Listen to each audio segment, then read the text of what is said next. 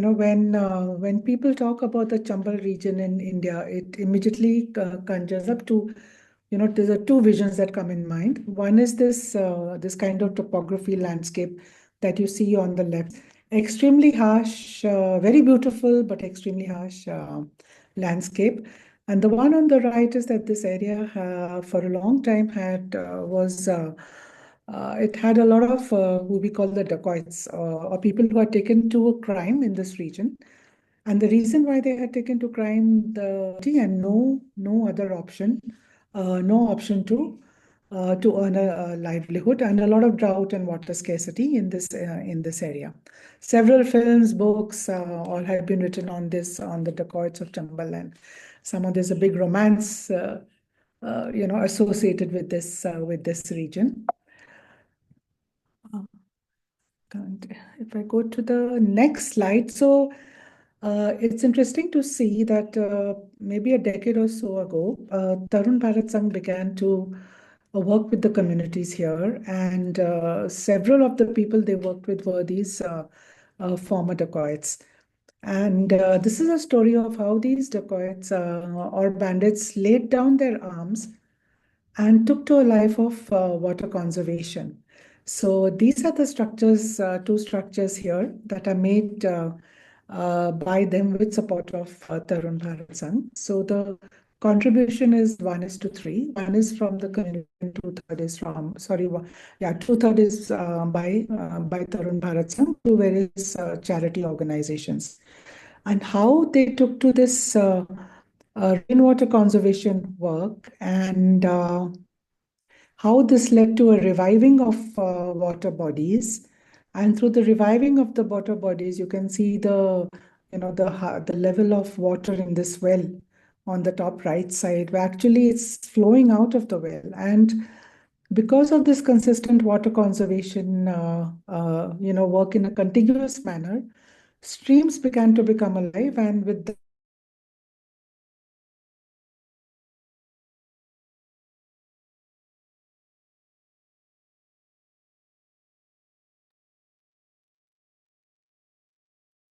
With some problem at Dr. Indira's end.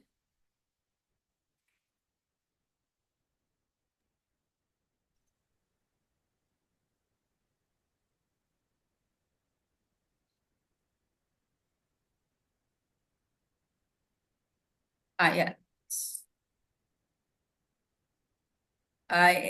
Dr. Indira, you are muted. Yeah. Okay, thanks. Just a minute. I think, yeah. So from this water conservation, they then took to farming. Farming became possible here. And if you see on the right, because of the water body that was there, the villagers began to cultivate water chestnut, which is actually now much Sorry in to demand. interrupt, Dr. Indira. Your screen is not shared anymore.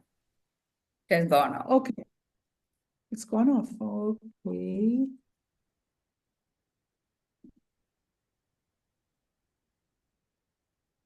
Hold on. I don't know how to do this now. And just share it again. It'll be fine. Yeah, but I'm not able to find where. How do I share it again? Is it on the bottom somewhere? Yes, the green sign share. At the bottom, there's a green arrow which says share. Share. Okay, just hold on. Okay. Perhaps you can come back on again and get it activated. But it's asking me for moving to the cloud or something. Should I just pass it on to you, or should I? Yeah, that's also possible. Yeah. Or do I join again? Yeah, you can join again also. Yeah, I think I'll do that. Yes. I don't know, suddenly the connection went, so.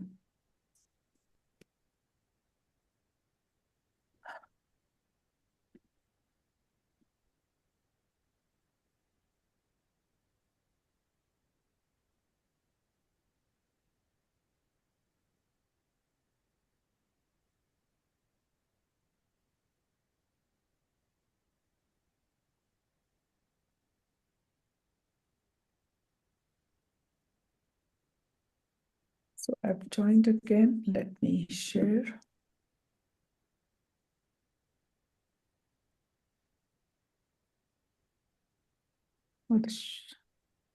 Can you hear me? Yeah. Is it now? Can you see? Yes, you're Yes. visible. Okay.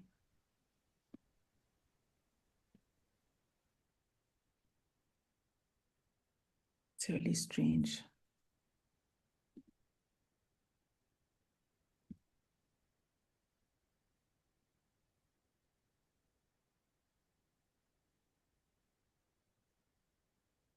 Yes, so I'll just continue. So how with this water conservation work, it was now possible to do agriculture, and the photo on the right shows how in the water body, it now became possible the villagers started growing water chestnuts, which is a lucrative crop for them. And because of the high nutrition value that this water chestnut has. So these are just some other examples. So animal husbandry also picked up, and because of the different water bodies, the small rivulets also rejuvenated, and with that, this Nehru River, which is the top left picture, began to flow the year round. And it was very interesting. So we wanted to see, what has been the economic benefit that these villagers had because of the water conservation work that they did. And I have been going to these villages for the last 4 years, almost every 6 months. And every time I go, I see that there are more changes. You see more, visible changes, more area under agriculture, more cattle. Um, kacha houses being replaced by pakka houses and so on. So all the signs of that some cash is flowing into these villages. You can see those signs. More mobiles, more two-wheelers, more four-wheelers, etc. So we did a calculation of looking at three villages, the water bodies that were made in three villages where these talabs or ponds were made. And we look at the input cost. So that is the cost of the community, led water conservation structure, and the labor. We looked at the labor cost of 4 members from each household, and on the basis of that and then whatever seeds, etc., the input. So looking at the input cost and then looking at the sale cost and the profit that the figures that we arrived were actually boggling. We found that agricultural income had increased by almost 30 times the investment that was made.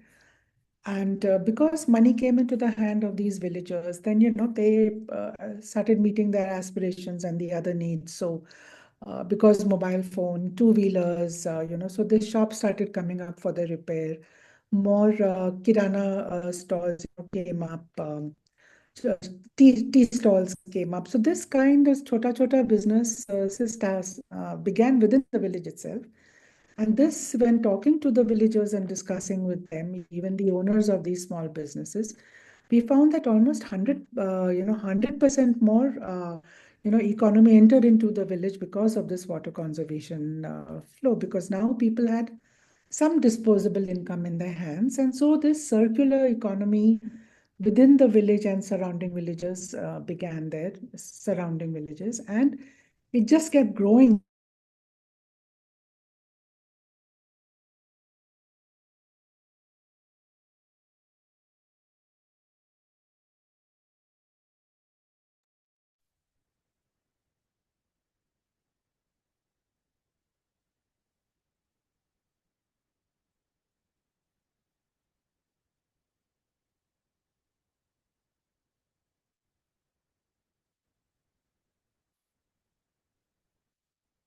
Have we lost her again? Yeah, it looks like some problem with her connection at her end, maybe, no? Okay.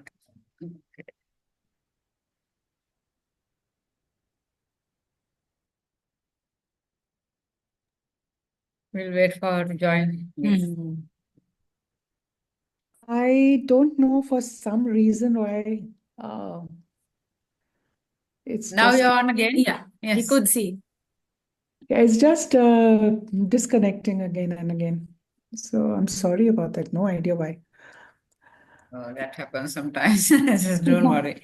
Yeah, so there was a lot, we could see this circular economy, a green regenerative economy, not an extractive economy that was happening in the villages.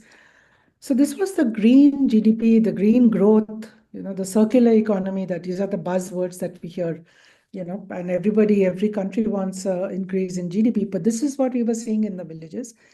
And what was very empowering and exciting for us was that this is a model that is regenerative and it is decentralized and it is more equitable. So here you're having like a little bit of distribution of wealth, not the current model where, which is highly inequitable, and there you have a lot of wealth in the hands of a few. A lot of it is because of extraction that is happening, and the huge populations are left deprived. So this was a more equitable kind of a economy. So then we said, okay, so this is the validation that we are doing when we talk to the villagers and when we go there and when we see with our own eyes. That's one kind of validation that we see, that that touches the heart. And you when the community tells so many anecdotes, you realize what transformation has happened and how a way of violent life of violence has given way to a non-violence way of life.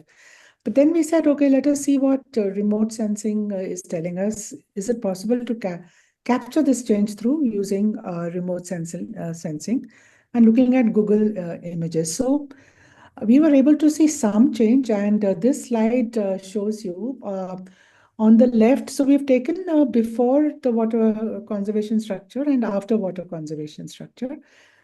So this was, and we took it in the same month, in different years in the same month. So we took an image of 2016 and an image of 2024, both in the month of January.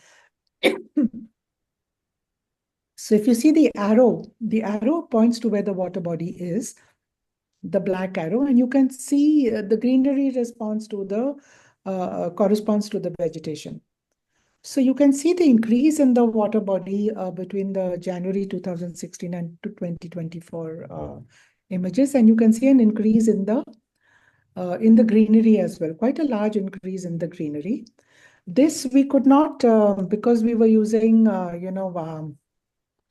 images which are free, so we could not really look at whether this greenery has been due to increase in forest or has it been due to increase in agriculture. So that differentiation we could not make, but we could show the difference with the intensity and the area under green. And the one on the right also shows the change in the water conservation structure.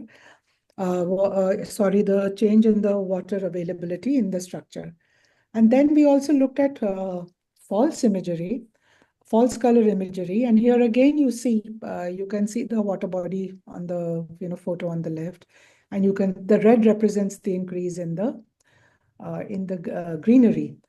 And what you can calculate is an increase in the pixels of the vegetation. So for one of the water bodies, we could show that between 2016 and 2024, there was a 200% increase in the pixels. There's also been an increase in the density of the vegetation. So this really showed, the profound impact of this water conservation, low cost, decentralized, community centered, water conservation efforts that took place. So what was exciting for us was that, yes, if it is possible here in such a difficult landscape, with the community which was kind of left behind and ignored and, had taken to violence. And if you could work with this community, hold their hand and, treat them with respect, basically respect the raindrop, then this is the change that can happen. And if it can happen here, then we feel that it can happen anywhere in the world. Why this is important, if you see these two maps here, the one on the left shows how drought has increased since 2000, and the one on the right shows the flood risk. And if you see the South Asia region, the darker the color, the more the risk. if you see the South Asia region, India and Bangladesh, for example, are on the top five in the world map of drought risk. And India and Bangladesh are again on the top five of risk due to flood. So this region is really prone to water-related disasters, and we also then have the disasters of cyclones and storms and so on and so forth. So that's why it's important that we conserve the rain and we manage our water in a way much better than what we are doing so far, given the challenges of climate change and how that has disrupted the water cycle. So how was all this possible? So this was possible because of the decentralized water conservation that took place, which led to the capture of rainwater. It was using, the local knowledge or the indigenous knowledge, the indigenous wisdom. So when we talk of indigenous or traditional wisdom, what do we really mean? I think the principles are the same, whichever community it is, be it somebody who has lived there for centuries and knows the lay of the land as the back of their fingers. So this wisdom is based on the local topography, on the geography, on the soil, the rain pattern, the way the rain falls, where does the rain collect, where it falls. So this is the kind of things that are important when you're talking about decentralized water conservation. And it's also important because if you're having drought and flood, say at a country level, the solution with the problem may be national or the problem is global, but the solution is local. And if you want to look at local solutions, then you do need to have this kind of knowledge so you can make appropriate structures that are suitable and that are effective. And the most important of this was basically also involvement of the community, because unless they feel it is theirs, organizations will need to withdraw at some point of time, and then if there's no ownership, then the structure will not be taken care of, it will not be protected, repair will not happen, etc. And the other part is, so once you have water, how do you efficiently use this water so that you don't overspend on the water? I think what is very important, and I know that the team here will agree, Tanuja and Dhanushi, etc., is that the power that this rain has. It's kind of sad now because, when we have drought, we say that, because the monsoon didn't happen, the rains didn't fall, that's why there is drought. Too much rain fell in too shorter time. That is why there is so something which is a gift from, from the heavens, that is now what we are considering as a villain that is responsible for all our problems. I think we need to again remind ourselves of the power of and realize that the water needs are decentralized. Everybody needs water, and the rain is also decentralized. Barring a desert in Chile, there is no part of this, of this. There's no part of this world where the rain does not fall. So rain is there everywhere. So it's common sense that we utilize this, this primary source of water. And how, if we do this appropriately, it then augments the water resource. Also, there's a lot of discussion that happens time and again that, small structures are not effective, but there is now ample evidence which indicates that small structures are effective, more efficient, in terms of also they reach the last person.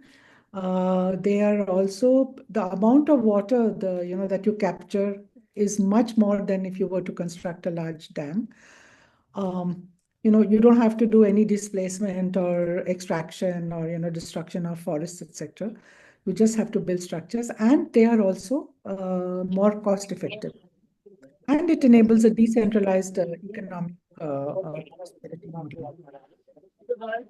And coming to, so how was this really possible? It was also possible by understanding the relationship between the sky water, which is rain, the surface water, and the groundwater. So we need to, I think sometimes we forget that this dynamic and symbiotic relationship between surface water and if we have ample groundwater resources, then that provides base to our rivers, and so our rivers will flow. And when it rains, it is the rivers, and the riverbed soak in this water and they replenish the groundwater. So as long as this relationship is maintained and this balance is maintained, you'll have adequate water in your groundwater aquifers and your rivers will have adequate water and they will flow. But the moment this is snapped, that's when the problem starts. So I think this is important to understand the relationship and between the two.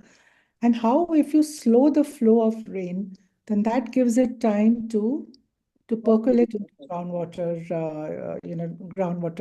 aquifers. So it also causes less amount of siltation and any if there's too much of rain, then it can reduce the impact of a heavy flow of rain. And this was actually what happened in this region, in the Chambal region, where this consistent water conservation structures led to a rise in groundwater level, which led to the streams that were flowing into this Nehru River, which is a 20 long river, how they revived, and ultimately they revived uh, the Nehru River. And so this is the relationship. When this was maintained and work was done on this, then that's how it led to a perennial flow of the Nehru River. And this is something we have also captured through Google imaging. In the peak summer, you don't have, it's not like a broad river, but you do have a trickle that you can see that is going on. So the river, which was flowing for 4 months, now it is flowing for 12 months. Just then we had, there was the first environment scientist of India, Dr. G.D. Agarwal. He did an evaluation of 26 villages in the earlier work of Tarun Bharat Sangh. This work has, varies between 40 years to about 10 years ago. So he did an assessment of the structures he was an engineer, so based on engineering principles. And he also looked at the quantitative benefit. And what he found that these structures were way more efficient as compared to large structures at completely low cost. So the cost at that time varied between 1 to 2 rupees per meter of water. Now that figure is between 4 to 6 rupees. So there's a high, and we also found a high correlation between the rise in the groundwater table and the construction of these johats that were there, and the water conservation structures. And in 2023, when I had paid a visit to some of these really old structures where the organization had withdrawn, it was very interesting to see that it had not rained, properly in this Alwar district of Rajasthan, but there was water in the river, there was water in the wells.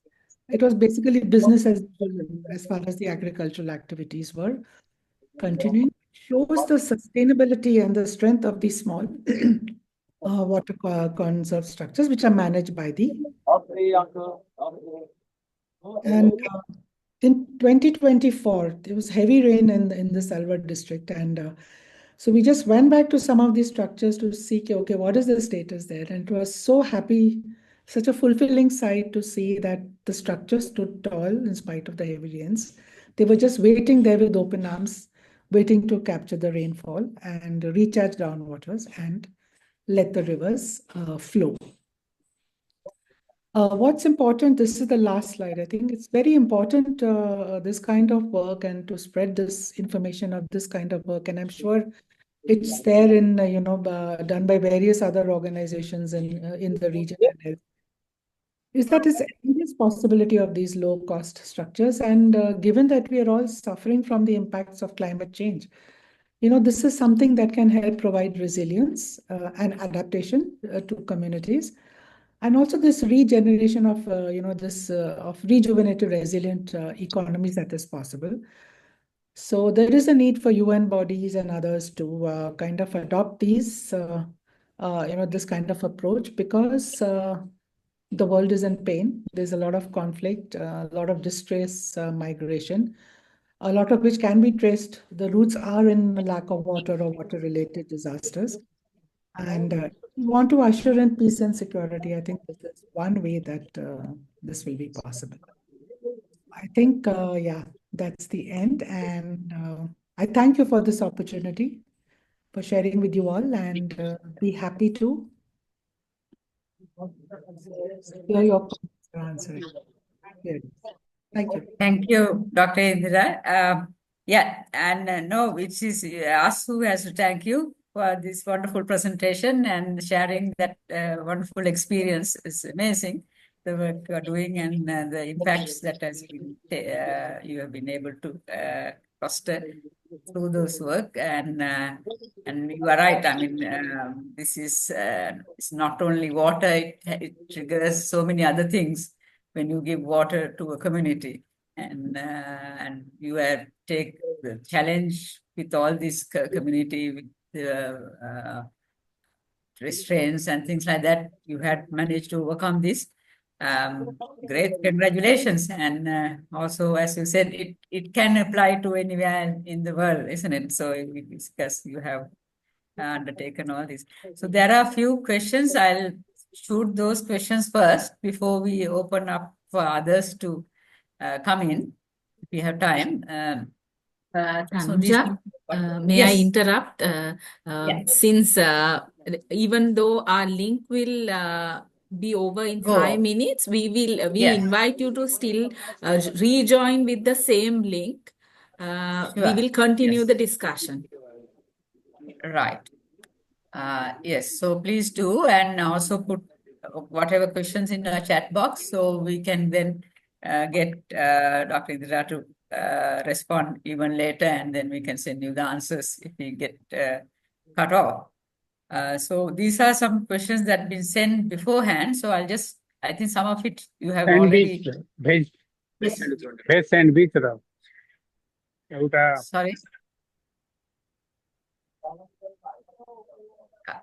All right. एउटा chia ल्याउनु So, Dr. Indira, एउटा one coffee question ल्याउनु is how can hill streams and seasonal rivers be rejuvenated through rainwater management? I think you have already answered that. Can rainwater harvesting offset the impact of mining-induced water depletion and pollution? So I'll just give a quick answer to that. Yes, yes. It cannot completely be a complete solution and complete remediation, but definitely it can ease some of the pain. If you do water conservation, then at least you can have some amount of water. And if there is a pollution there, then that pollutants will be diluted. But also, we need to realize that sometimes when you do mining, say for example, bauxite mining, bauxite itself holds water. So when you're doing mining, not only are you excavating the earth, but you're also removing a mineral which has the capacity to hold water. Yes, it can definitely help, though it's not 100% solution for mining, but it can ease the extent of the problem and the pollution. So, yes.